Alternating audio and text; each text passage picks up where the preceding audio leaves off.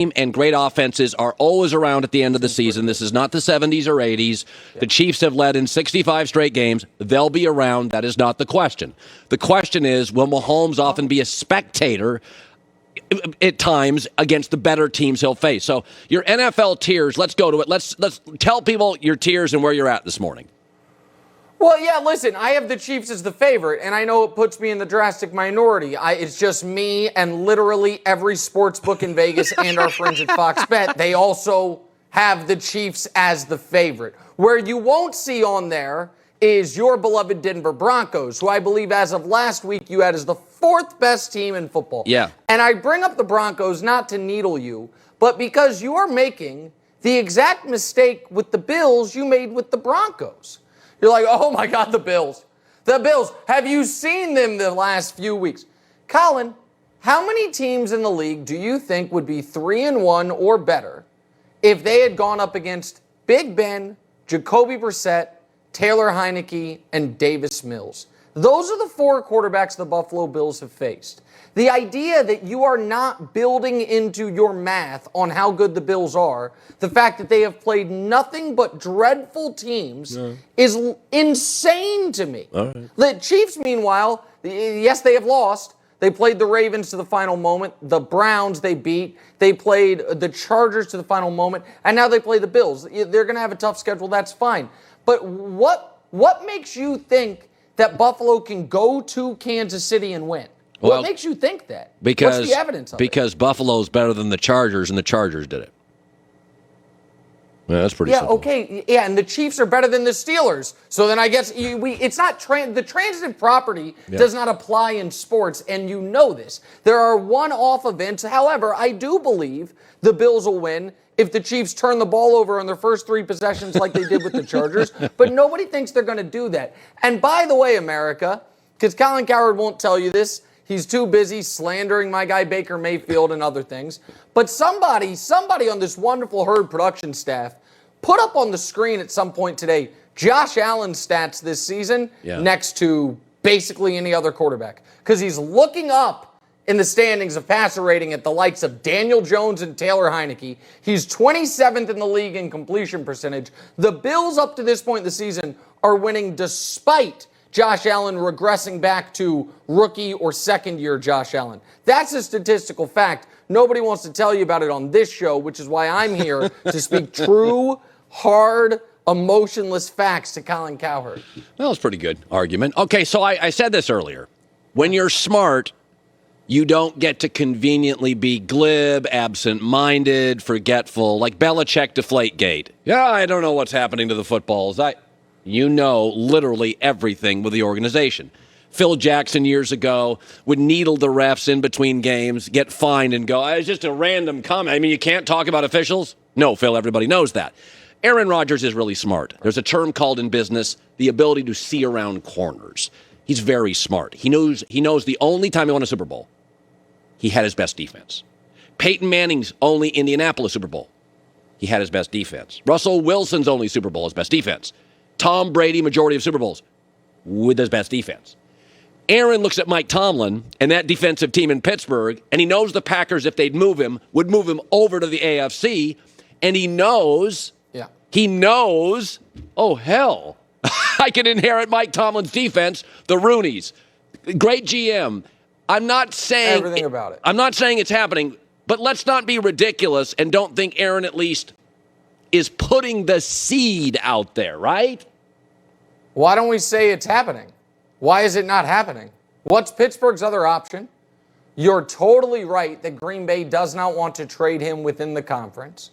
So just scratch off 15 teams. Right. And then in the AFC, it's a very short list of teams that don't either have their quarterback established or have just drafted one, like Jacksonville or Cincinnati or the Jets. So it's like Miami, Pittsburgh, and the Colts, I guess. That's almost the entire list. So, listen, I think on this one, you have totally redeemed your otherwise really shaky NFL takes today.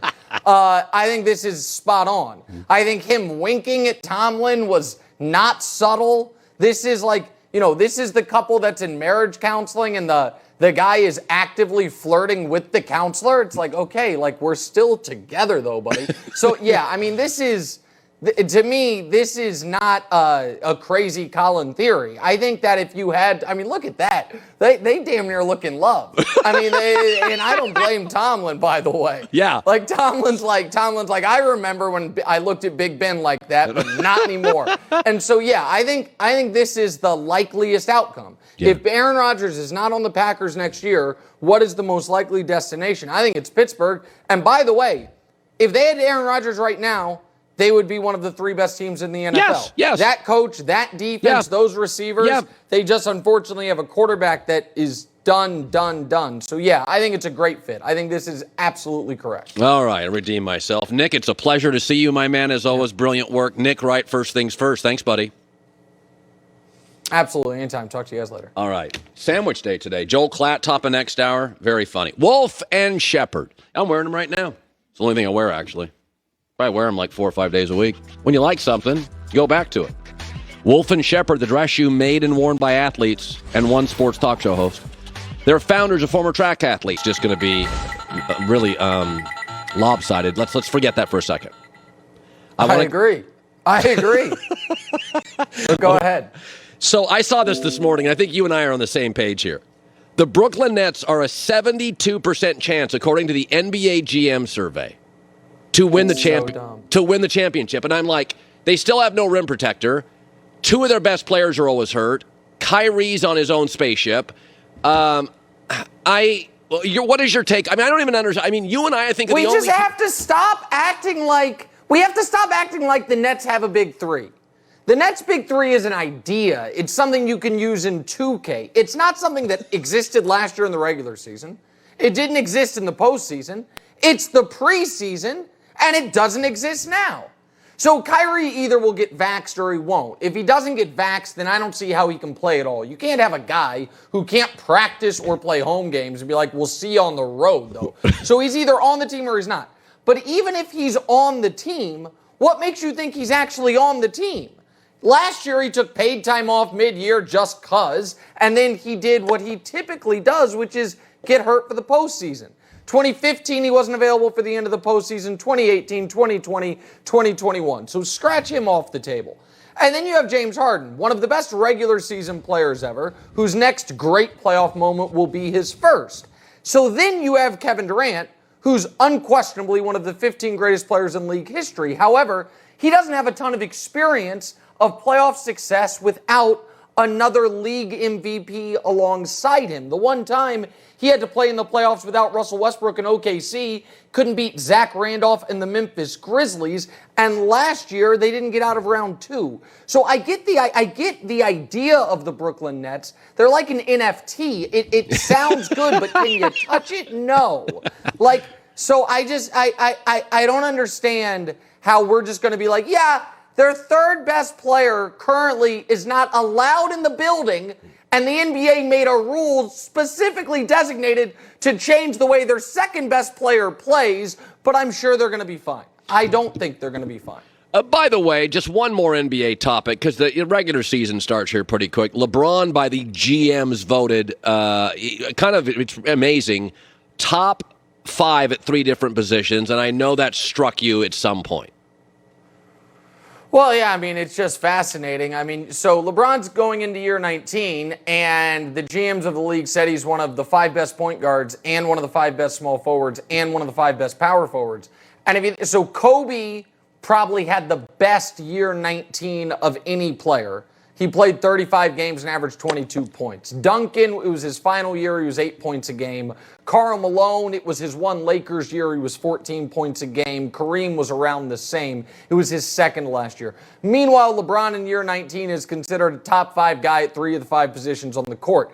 It is, and I don't want to get into the Jordan, LeBron, Kareem debate, but it is why, when it is all said and done and people look at this years down the road, they're going to say, how did people even ever argue about this? When Michael Jordan was 5 years removed from his last game, LeBron was a top 5 guy at 3 different spots. So, yeah, I mean, I'm bullish on LeBron this season, and I think the NBA GMs are as well. That we agree on. We disagree, though, on, I think, everything football-related, but I chalk that up to you probably taking too much cold medicine this year, because you can't really believe what you've been saying. Okay, so let's pivot to Nick's NFL tiers, where he remains, despite the fact that the Chiefs are 31st in, like, almost every defensive category, they are